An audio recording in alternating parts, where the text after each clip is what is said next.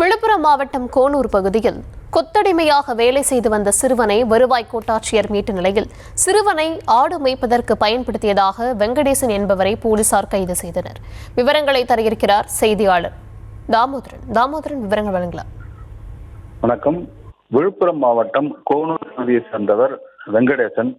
இவர் கடலூர் மாவட்டத்தைச் சேர்ந்த 13 வயது சிறுவனை கடந்த 4 ஆண்டுகளாக கொத்தடிமையாக வைத்து அவரது வீட்டில் ஆடுகளை மேய்க்கும் பணியில் ஈடுபடுத்தி வந்துள்ளார். இந்த சிறுவனின் உறவினர்கள் கொடுத்த தகவலின் பேரில் விழுப்புரம் வருவாய் கோட்டாட்சியர் முருகேசன் தலைமையிலான அதிகாரிகள் அங்கு திடீரென கோனூர் கிராமத்திற்கு சென்று அந்த சிறுவனை உண்மையிலேயே கொத்தடிமையாக வைத்து பணியில் ஈடுபடுத்தி வருகின்றனர் என்ற சோதனையில் ஈடுபட்டனர்.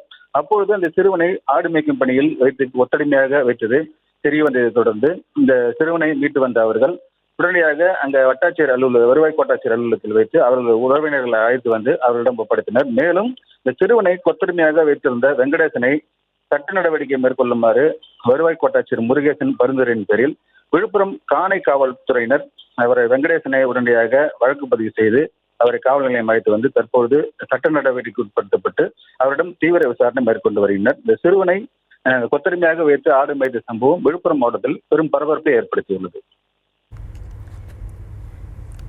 விவரங்களுக்கு நன்றி.